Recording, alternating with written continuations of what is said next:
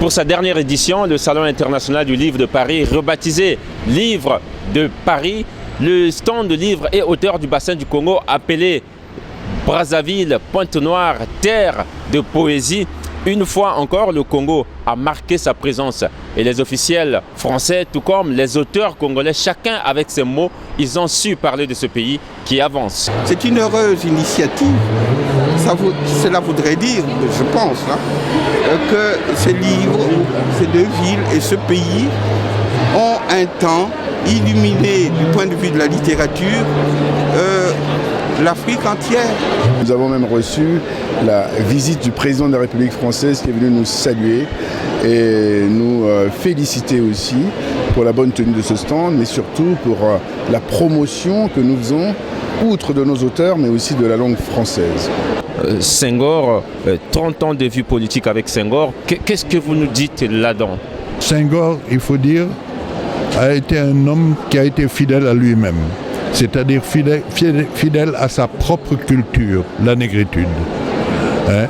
Et c'est un homme ouvert. Découvrir la littérature africaine. C'est la raison pour laquelle j'ai voulu venir ici, par amitié pour le continent africain, parce que je suis aussi dans mes responsabilités ministérielles très mobilisé pour que la paix y demeure. Il me plaît énormément de vous entendre, tellement vous conjuguez bien. Venons-en à cette personnification de Pointe-Noire.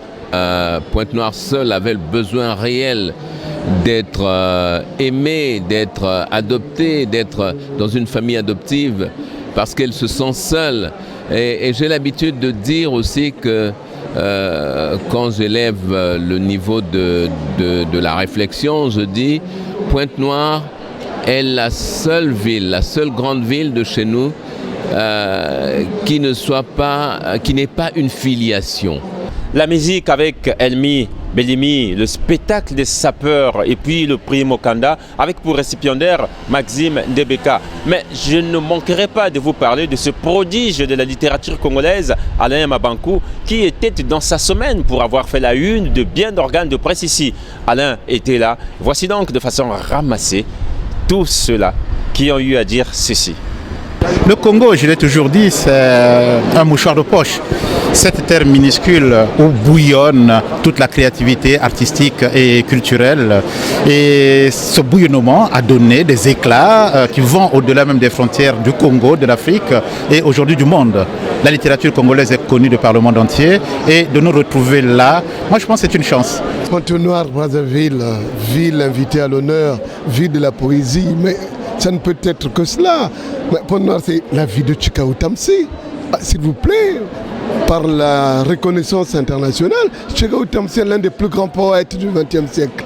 Donc il n'y a pas de raison que Pointe-Noire ne soit pas invité. Mais c'est la vie de Tati Loutard. C'est la vie de Tati Loutard, les poèmes de la mer, mon Dieu. C'est la vie de Tati Loutard. C'est la vie de Tchitchele Chivela. C'est la ville de Aimé Mambougnali. Mais que de beaux noms pour la littérature. C'est la ville d'Alain Mabankou. C'est la ville d'Alain Mabankou. Donc c'est normal que Pointe-Noire, ville océane, ville qui ouvre le Congo au monde, mais ville qui a fait que le monde soit venu au Congo, ce sont aussi la ville de la poésie. Mais Brazzaville, c'est aussi la ville. C'est la ville de Sonny Laboutansi, c'est la ville de Sylvain Bemba, mais c'est la ville de Théophile Obenga, c'est la ville de Létembe Ambili, c'est la ville de Maxime Ndebeka, mais c'est la ville... Mais Pointe-Noire et Brazzaville, mais j'allais dire tout le Congo, c'est la ville de la poésie et de la littérature. Mokanda me permet de revenir encore public dans mon pays et Mokanda me permettra peut-être de fêter mon jubilé. Parce que c'est quand même, je dirais, extraordinaire que ce prix me soit décerné en 2016.